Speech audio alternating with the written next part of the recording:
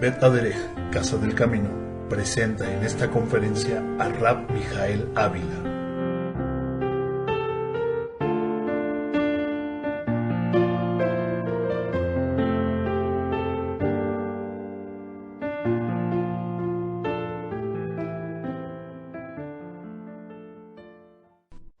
Shalom Alejem desde la sinagoga Bet Aderech, Casa del Camino en Cuernavaca, Morelos, México. Les saluda el rabino Mijael Ávila. En este día, que es el día 25 del mes de Adar, del año 5766, quisiera compartir una conferencia cuyo título es Pesaj, una perspectiva profética. Habitualmente soy muy reacio a hablar de temas proféticos. ¿Y a qué me refiero con temas proféticos? Con temas que de alguna manera pudieran ilustrarnos los tiempos por venir.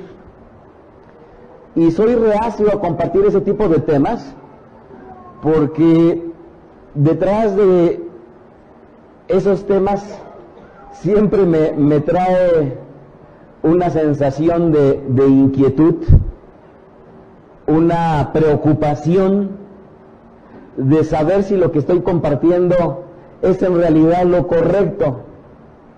Y detrás de ese temor que me provoca el compartir este tipo de temas, no dejo de reconocer su importancia, no dejo de reconocer lo valioso que es el poder considerar las verdades del Eterno para anticiparnos a un futuro que estaremos próximos a vivir. Y por lo tanto,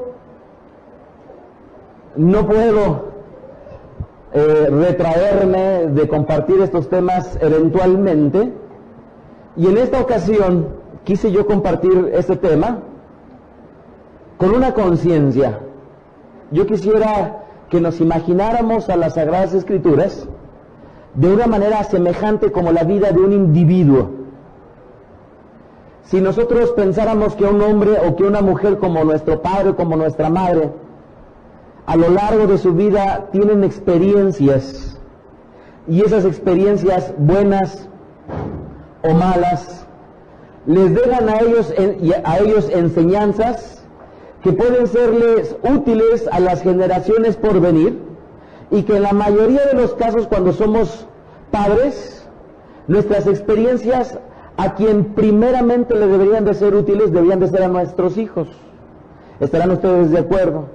De tal manera que las situaciones que vivimos, las problemáticas, las experiencias, las vicisitudes de nuestra vida, deberían de ser un camino que evite que nuestros hijos caigan en los errores, andando en los mismos caminos que seguramente se van a topar como nosotros. Pero hablar desde el punto de vista de las Sagradas Escrituras, y concretamente de una parte de la Torá que le denomina los edut, los testimonios. Cuando me refiero a Torá, la instrucción, la voluntad del Eterno, reflejada a través de sus Sagradas Escrituras.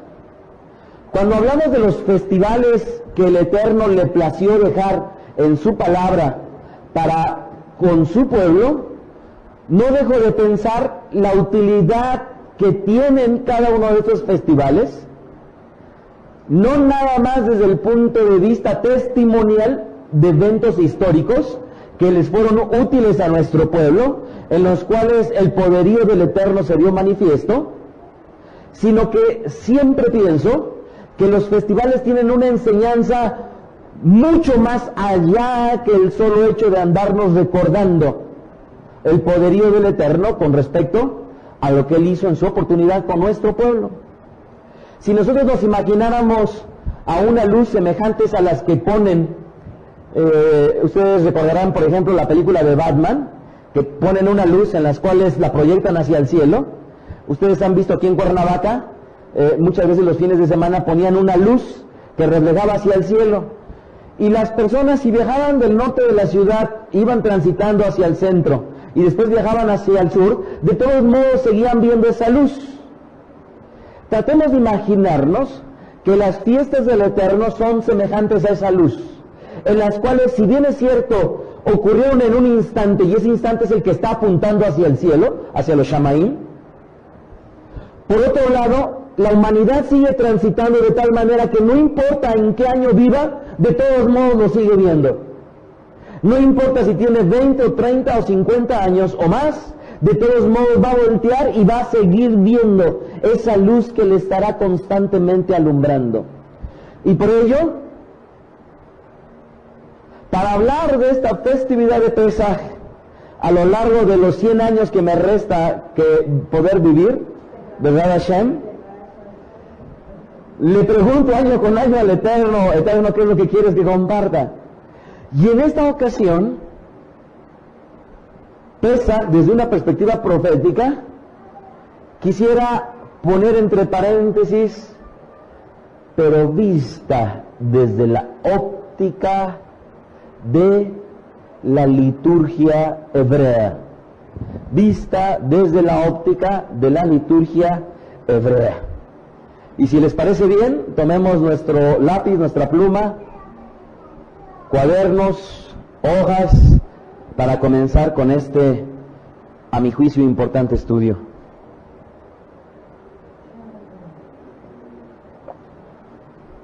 Vayamos con el preámbulo de la festividad que se le conoce en el hebreo como Pesaj. Al español la ubican las personas como Pascua, y que voy a hablar de ella con mayor exactitud en unos minutos adelante, pero quisiera hablarles un preámbulo respecto de esta festividad. En este año calendario secular católico romano en el cual este mundo occidental se rige, vivimos hoy en el día 25 del mes de marzo del año 2006. Curiosamente, en esta ocasión y en este año en particular del año hebreo 5766, después de que fue creado el hombre, los últimos 2 meses como que han compaginado casi los números de los días, de tal manera que en esta ocasión el día 25 del mes de marzo corresponde al día 25, pero conforme al calendario hebreo, del mes de Adar.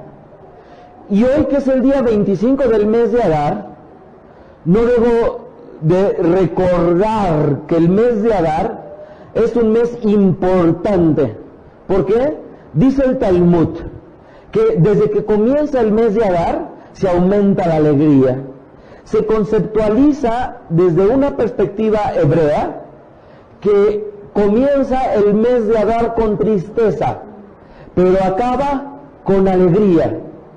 Pero no va a acabar un mes, que en este caso sería el mes número 12 del calendario hebreo, sin antes servir de preámbulo para dar inicio a un importante mes, el mes de Nisan, que estaremos en esta semana próximos a vivir el Rosh Chodesh, y nos va a preparar en alegría, en gozo, en ánimo, para celebrar una importante festividad, que es la festividad de Pesaj.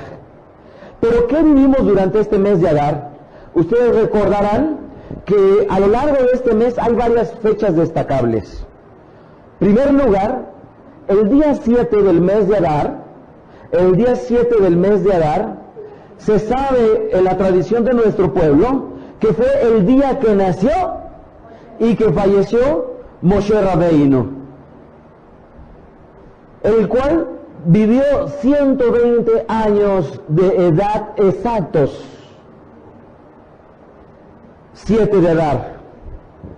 De ahí que ese día, el día 7 de Adar, era tradición en algunas comunidades dedicar el día para el rezo, para la plegaria, para el ayuno, ya que debemos de entender que conforme a la tradición de nuestro pueblo, el fallecimiento de los tzadikim, de los justos, se conceptualiza como un evento importante y trascendental de esperanza para los que estamos vivos, con relación a aquellos de los que han partido, de que esa sabiduría, de que esa verdad que con la cual vivieron a lo largo de su vida, sea motivo de que nosotros podamos seguir los pasos de esos grandes hombres. La palabra tan solo de Moshe Rabbeinu en hebreo suma 613, y que curiosamente vendrían a ser los 613 mitzvot, mandamientos que están clasificados a lo largo de las Sagradas Escrituras. Segunda fecha destacable, nosotros hemos vivido aquí en la sinagoga lecturas especiales, y una de ellas fue precisamente la de Shabbat Zahor, en la cual precisamente en la conferencia que dicté de la fiesta de Purim del año 5766, tuvimos oportunidad de grabar gran parte de la lectura de Shabbat Zahor. ¿Qué es Shabbat Zahor? ¿Se acuerdan ustedes? Leímos algunos párrafos que en la escritura nos recordaban de un personaje de mala memoria de nombre Amalek, ¿verdad? El cual nos hablaba la escritura que era una mitzvah, era un mandamiento dado a nuestro pueblo de que Amalek y su descendencia deberían de ser aniquilados. ¿Se acuerdan ustedes que uno de los descendientes de Amalek, según la tradición hebrea, fue justamente aquel malvado, el innombrable, del cual se hace mención en la fiesta de Purim? El día 13 del mes de Adar se lleva a cabo el ayuno de Esther. ¿Se acuerdan ustedes? Esther, esta mujer de origen judío, que también se le conoce con el nombre de Agasá, que significa mirto, ¿verdad? O luna.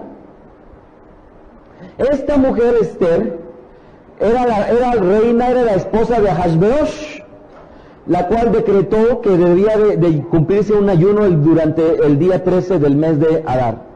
Otra fecha destacable, el día 14, celebró todo Israel juntamente con la diáspora el día conocido como Purim, ¿verdad? Esta remembranza de el portento que hizo el Eterno para con su pueblo, de salvarlo de la aniquilación que estaba en ciernes hacia nosotros. Quinta fecha destacable, el día 15 de Purim. El día 15 de Adar se seguía celebrando la fiesta de Purim, pero en las ciudades amuralladas, recordarán ustedes, de acuerdo a la lectura que dimos.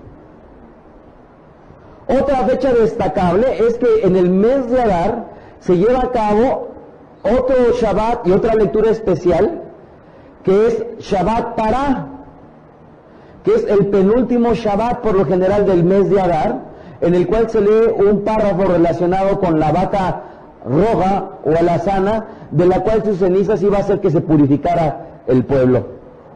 Y el día de hoy, curiosamente, el día 25 del mes de Adar, en este año, dimos la lectura especial de Shabbat HaHodesh, ¿verdad? Que fue el último Shabbat del mes, habitualmente del mes de Adar, y que se lee precisamente esta porción que tuvimos la oportunidad de leer en el rezo de Shaharit en la mañana. Bien, quisiera que vayamos al libro de Shemot, Éxodo, capítulo 12, y para aquellos que me están escuchando, quisiera ponerlos en contexto. La porción que voy a leer a continuación se sitúa en la historia de Israel, una vez que el pueblo estaba a punto de cumplir 430 años de vivir como extranjero, y el Eterno, previo a la liberación de Israel de la tierra de Mizraim, conocida al español como Egipto, decide endurecer el corazón de Paró, conocido al español como Faraón, y a partir del endurecimiento del corazón de Paró, el cual no permitió salir a nuestro pueblo, fue como el Eterno llevó plagas hacia Egipto. La última de ellas consistiría en la muerte precisamente de los primogénitos. Y en el libro de Éxodo capítulo 12 nos habla justamente de los últimos 2 días en los cuales Israel estaría sentado todavía en Egipto y estaría próximo a ser liberado de la esclavitud en la cual vivía. Leamos por favor el libro de Éxodo capítulo 12. Habló el Eterno a Moshe y a Aarón en la tierra de Egipto diciendo: este mes os será el principio de los meses, para ustedes será este el primero en los meses del año. ¿De qué mes está hablando? Del mes de Nisán, que para los que me están escuchando es necesario que entiendan que desde el punto de vista escritural hay 4 cabezas de año y 2 son las que resaltan. Una de ellas es precisamente esta, que conforme al mandato del Eterno daría comienzo al calendario de índole religioso de nuestro pueblo. De tal manera que el primer mes del año, conforme al calendario religioso de nuestro pueblo, sería el mes de Nisán. Verso 3. Hablen a toda la congregación de Israel, diciendo: en el 10 de este mes, tómese cada uno un cordero según las familias de los padres, un cordero por familia. Mas si la familia fuere tan pequeña que no baste para comer el cordero, entonces él y su vecino inmediato a su casa tomarán uno según el número de las personas conforme al comer de cada hombre. Haréis la cuenta sobre el cordero. El animal será sin defecto, macho de 1 año, lo tomaréis de las ovejas o de las cabras, y lo guardaréis hasta el día 14 de este mes, y lo inmolará toda la congregación del pueblo de Israel entre las 2 tardes. Y tomarán de la sangre y la pondrán en los postes y en el dintel de las casas en que lo han de comer, y aquella noche comerán la carne asada al fuego y panes sin levadura, con hierbas amargas lo comerán. Ninguna cosa comerán de él cruda ni cocida en agua, sino asada al fuego, su cabeza con sus pies y sus entrañas. Ninguna cosa dejarán de él hasta la mañana, y lo que quedare hasta la mañana lo quemarán en el fuego. Y lo comerán así, ceñidos, apretados, sus ¿qué? Dice al español, sus lomos, su cintura, vuestro o su calzado en sus pies, su bordón, su bastón en su mano, y lo van a comer rápidamente, ya que iba a ser Pesaj del Eterno. Pues dice la Escritura que él pasaría aquella noche por la tierra de Egipto y heriría a todo primogénito en la tierra de Egipto, así de los hombres como de las bestias, y ejecutaría los juicios para con los dioses de Egipto. Así lo estableció él. Y la sangre, dice la Escritura, os será por señal en las casas donde ustedes estén, y verá la sangre y pasará de ustedes, y no habrá en ellos plaga de mortandad como cuando hiera la tierra de Egipto. Sigue diciendo: y este día será por memoria, y lo celebrarán como festival solemne para el Eterno durante sus generaciones, por estatuto perpetuo lo celebrarán. Voy a hacer un paréntesis. Hasta este momento la Escritura nos establece claramente que el Eterno designaría el mes de Nisán como el primero de los meses del año, y que en este ciclo del año, el día 10 del mes de Nisán, las familias deberían de tomarse un animal. Dice la Escritura que debería de ser de 1 año, macho, ¿verdad? Dice que lo tomarían dentro de las ovejas o de las cabras. Y este día 10, si las familias eran muy pequeñas, dense cuenta de que el Eterno estaba librando de problemáticas para con nuestro pueblo. ¿Por qué? Porque no le diría: vete con tu vecina que te cae muy bien y ahí cena, o vete con tu familiar que está al otro lado de la ciudad y ahí cena. El mandato del Eterno era: vete con el vecino que tienes contiguo. De tal manera que las personas no elegirían con quién iban a cenar, si les caía bien o les caía mal, sino simple y sencillamente el Eterno les estaba librando de que para esta importante celebración estuvieran corriendo de casa a casa. Saldrían nada más, sacrificarían este animal y se juntarían con su vecino de tal manera que 4 días después de que lo tomarían y lo hubieran examinado, lo inmolarían, la sangre que sería derramada del animal la pondrían en los postes, la pondrían en el dintel, en el palo superior, en el travesaño de la puerta, de tal manera que esa sangre iba a ser una señal, de tal manera que cuando pasara el Eterno y las casas tuvieran esta señal, la muerte no entraría y por lo tanto los primogénitos no perecerían. Dice la Escritura en el último verso que leímos, en el verso 14, que ese día sería en memoria. Y no nada más eso, sino que lo celebrarían como una fiesta solemne, no para los que se fueran judíos, sino para el Eterno, durante sus generaciones. Y hay algo bien importante, por estatuto, olá, perpetuo, eterno. ¿Qué continuaría este día? Verso 15. 7 días comerían panes sin levadura, y así el primer día harán que no haya levadura en sus casas, porque cualquiera que comiera el leudado desde el primer día hasta el séptimo será cortado de Israel. Verso 16. El primer día habrá santa convocación, y asimismo en el séptimo día tendréis una santa convocación. Ninguna obra se hará en ellos, excepto solamente que preparéis lo que cada cual haya de comer. Y guardarán la fiesta de los panes sin levadura, porque en este mismo día saqué a sus huestes de la tierra de Egipto, por tanto guardarán este mandamiento por sus generaciones por costumbre perpetua. Verso 18. En el mes primero comerán los panes sin levadura, desde el día 14 del mes por la tarde hasta el día 21 del mes por la tarde. Por 7 días no se hallará levadura en sus casas, porque cualquiera que comiera el leudado, así extranjero como natural del país, será cortado de la congregación de Israel. Amén. Verso 25. 24, por favor.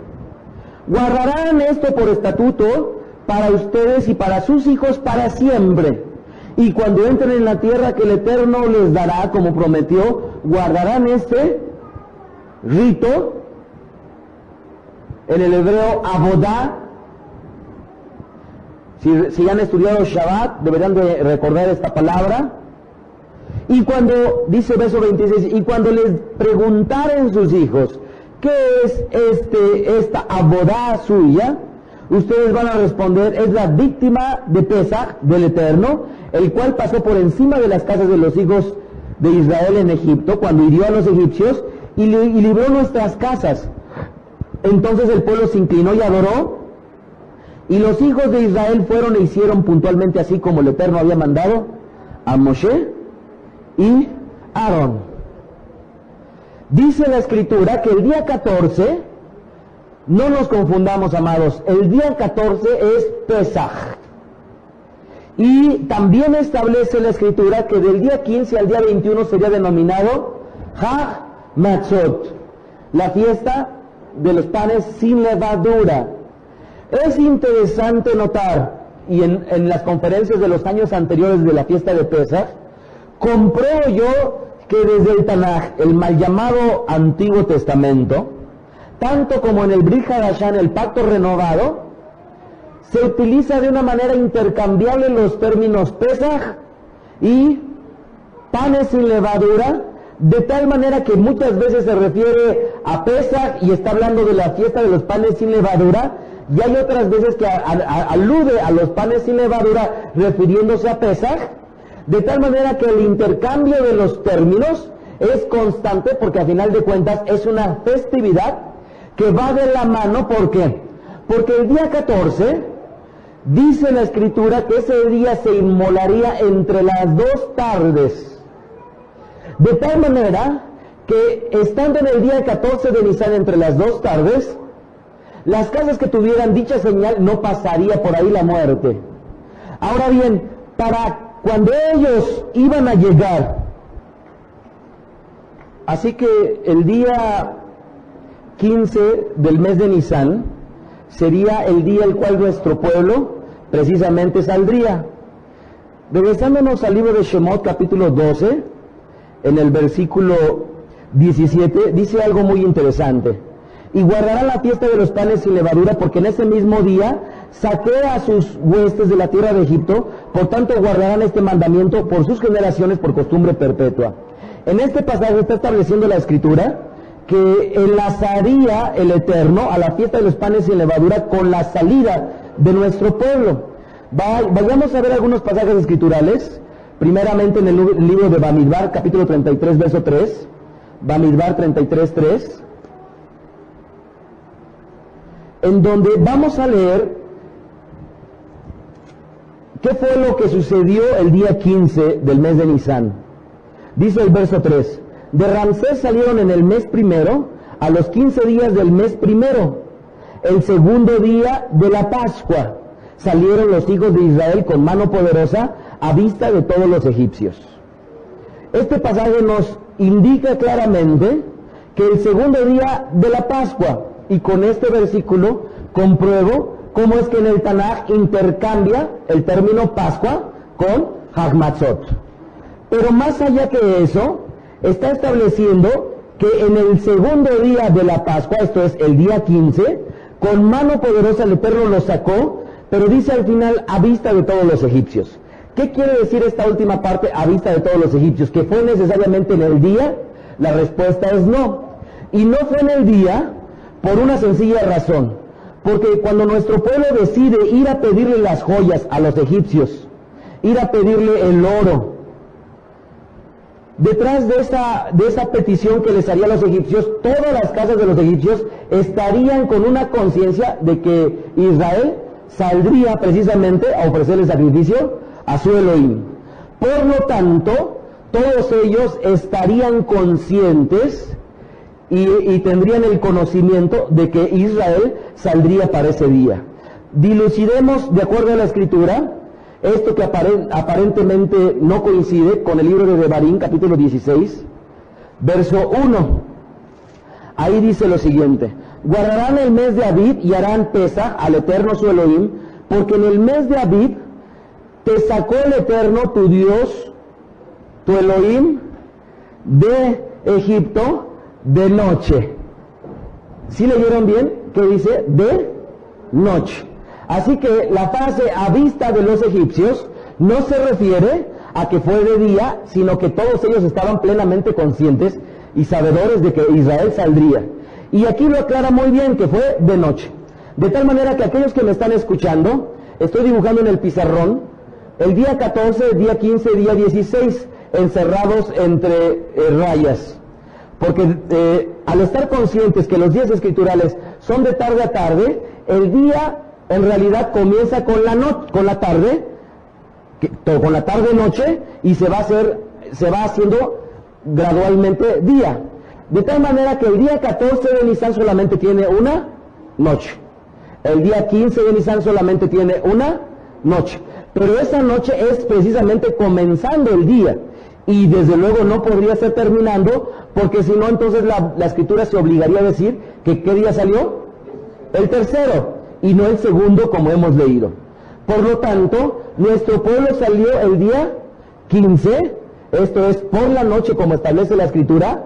¿Qué quiere decir? Terminando el día 14 y comenzando el día 15, nuestro pueblo salió. Por ello, a lo largo del día 14, cuando había luz del día 14 de Nisan, nuestro pueblo se vio apresurado haciendo los preparativos de las cosas que se llevarían, guardando, almacenando todo lo que ellos pensarían que iban a utilizar en el desierto, de tal manera que comenzando la noche del día 15, ellos ya estarían en disposición de hacer su partida. ¿Verdad? Por lo tanto, amados, con ello es innegable que desde el punto de vista escritural, la cena de Pesaj debería de ser el día 14. Ahora bien, ¿qué es lo que sucede? En la tradición judía tradicional, la cena fundamentalmente se lleva a cabo el día 15.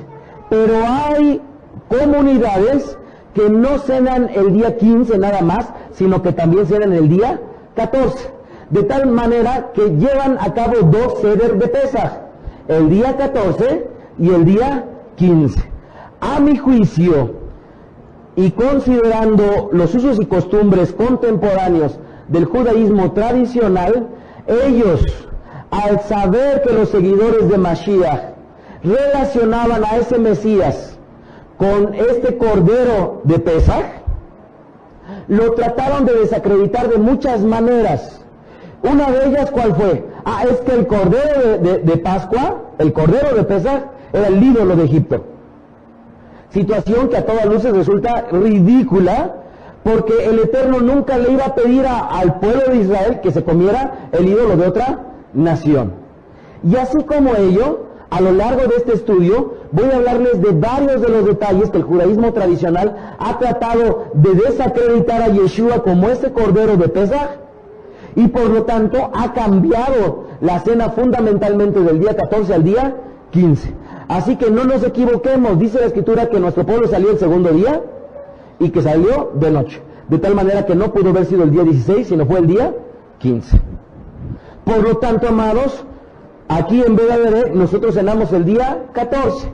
Respetamos a aquellos que cenan el día 15, pero los argumentos que encontramos escriturales es que nuestra cena debe de ser el día 14. Y si ustedes conviven con judíos y uno de ellos le dice, es que nuestra cena va a ser al día siguiente, y llegan conmigo han llegado. Rabino, pero ¿por qué mi familia en México va a cenar al día siguiente? Recuerdo hace no mucho tiempo, será como 4 o 5 años, una mujer judía que estaba con nosotros, híjole, era muy especial, era de aquellas mujeres que cómo le encantaba discutir. Y ella dice, pero la familia de México va a cenar hasta el día siguiente, ¿por qué nosotros? Bueno, pues ahí tenía que tomarme el tiempo para poder explicarles, pero a todas luces resultaba difícil, porque no es lo mismo pelear con argumentos escriturales que contra una pesada losa de tradición contemporánea del judaísmo que hoy en día prevalece. Por lo tanto, amados, no todo lo que venga con una etiqueta de judaísmo necesariamente debe de ser verdad. Y en este sentido,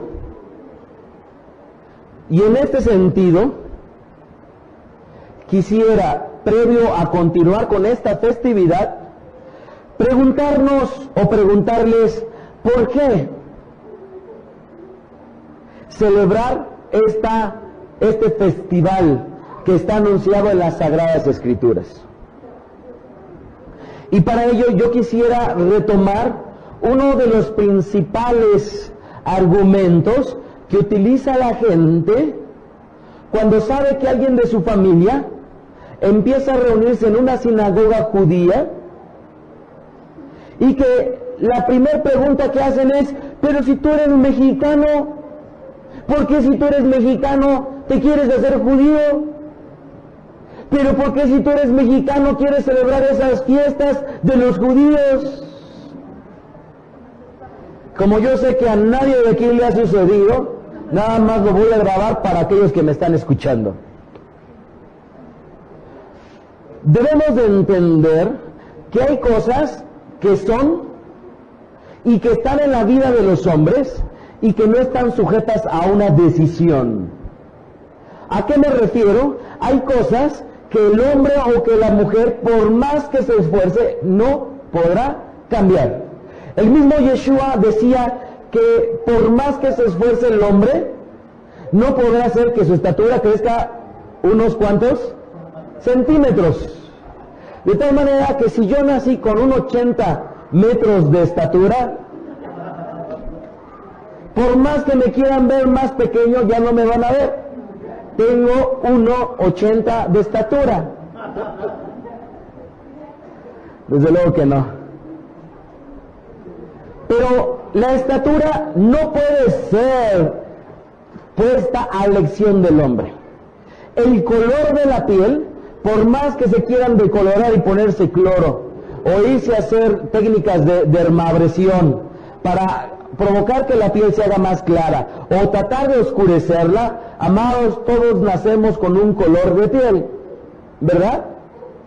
Aquellos que quisieran tener el cabello chino, o aquellos que lo quisieran tener lacio. Amados, la misma cutícula o es folículo del cabello ya tiene tal forma que va a provocar que el cabello se haga ondulado o se haga lacio. Y si bien es cierto, podría existir la posibilidad que a través de tratamientos químicos el hombre o la mujer se pudiera laciar o enchinar, tarde que temprano volverá su cabello a su primer estado. Así que, amados, hay cosas que nosotros no elegimos. ¿Qué quiere decir? Que nosotros no hemos elegido dónde nacer, no hemos elegido qué padres tener, pero dentro de esas cosas que no hemos tenido la posibilidad de elegir, hay muchas otras tantas cosas que hemos tenido la posibilidad de elegir. ¿Cómo qué? Estudiar o no estudiar, ¿verdad? Y hay un aspecto que es fundamental. Todos los hombres que gocen de una libertad, estando en el país que les permita eso, podrán tener dentro de su facultad y de su libre albedrío la elección de decidir qué creer. La fe en un país como México y dándose en un contexto como el que tenemos, básicamente la religión se hereda. ¿Qué quiere decir esto? Que muchas de las familias mexicanas nacieron recibiendo una herencia de sus abuelos de la religión. Pero ¿qué ha acontecido en estos últimos tiempos? Y hoy, como nunca lo vemos, la gente ya no se conforma con practicar la religión que les heredaron sus padres, sino ya hacen preguntas, se hacen cuestionamientos, y mucha de la gente en México, Baruch Hashem, ha optado por dejar la religión de sus padres y seguir en pos de aquellas verdades que los han dejado satisfechos de acuerdo a su criterio. De tal manera que si nosotros hablamos de judaísmo, las personas que osen criticar y decir, pero ¿por qué tú, si no eres judía, quieres hacer esas festividades? En primer lugar, deberíamos de reconocer que esa crítica y esa murmuración gira en torno a una cosa: ignorancia, ignorancia, ignorancia, ignorancia. ¿Por qué? A lo largo de los tiempos ha habido una tremenda discusión al respecto de quién es judío. Y antes de explicar la parte de la judeidad, debemos de entender una cosa. En este país, en este mundo, está compuesto a través de países, ¿verdad? Y hay un país, el cual se llama Israel. Los habitantes de ese país, mejor dicho, los ciudadanos de ese país, se les conoce como israelitas. ¿Por qué? Porque su país se llama Israel. Y hay israelitas cuya religión es catolicismo. Y hay israelitas cuya religión es musulmanes. Hay israelitas cuya religión es protestantismo. Hay israelitas cuya religión es griegas ortodoxas. Y de la gran cúmulo de religiones se asientan en Israel bajo un esquema netamente legal de una ciudadanía que le da a un país de nombre Israel y cuya ciudadanía es israelitas. Estos israelitas no estamos hablando necesariamente en el contexto que habla de Brit Hadashah y concretamente el libro de Romanos, no, sino estamos hablando de un contexto netamente contemporáneo de la forma geográfica en cómo se ha dividido el mundo, de tal manera que hoy en día hay un país que es Israel, y dentro de ese país que es Israel, es de ignorantes decir que todos aquellos que viven en Israel son judíos. ¿Por qué? Porque ya hubo pastores cristianos que, yéndose a evangelizar, tienen a sus hijos que nacen en Israel y no por ello son judíos. Así que la discusión al respecto de quién es judío no se ha podido del todo aclarar por una sencilla razón. Dado que en el contexto contemporáneo de la definición de una geografía al respecto de un país, en este caso Israel, no se puede establecer que todo judío es el que nace en Israel. Y yéndonos más allá, en la mayoría de países del mundo existen judíos. Y para aquellos que han osado criticar esto, baste recordar que en el tiempo del malvado Hitler, en Alemania, a las personas que persiguieron en Alemania y en los países aledaños fueron a judíos, pero la gran mayoría de ellos eran judíos alemanes. De tal manera que cuando viene una persona y te dice, pero si tú eres mexicana, ¿no eres judía? La respuesta sería, pero si tú eres una ignorante, mejor conoce.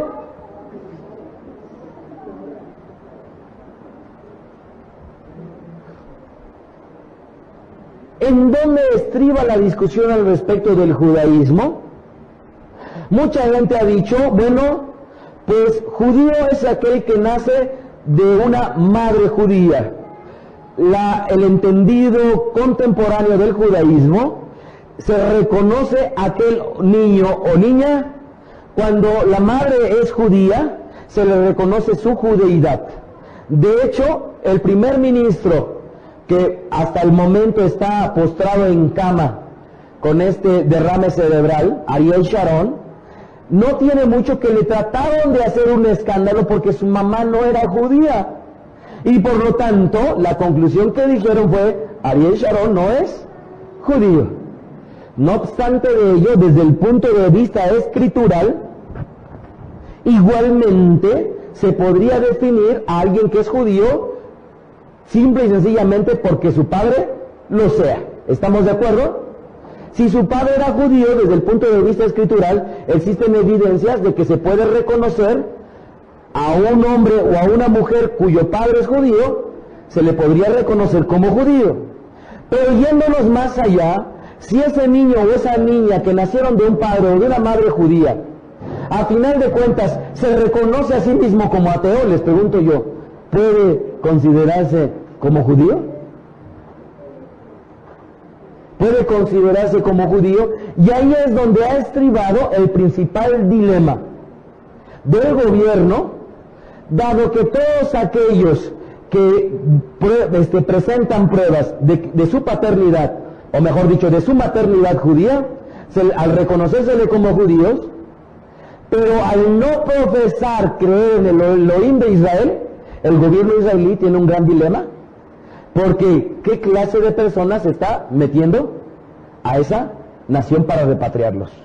Por lo tanto, no es sencillo tratar de definir quién o quiénes pueden ostentarse con el término de judíos. Escuchaste a Rab Mijael Ávila. Para conocer más de sus conferencias, visita la página betadrej.com. Síguenos en las redes sociales, YouTube, Facebook, Twitter. Búscanos como Mijael Ávila. Si deseas adquirir alguna conferencia o estudio particular, escríbenos al correo mijael@betadrej.com. Shalom Alejem.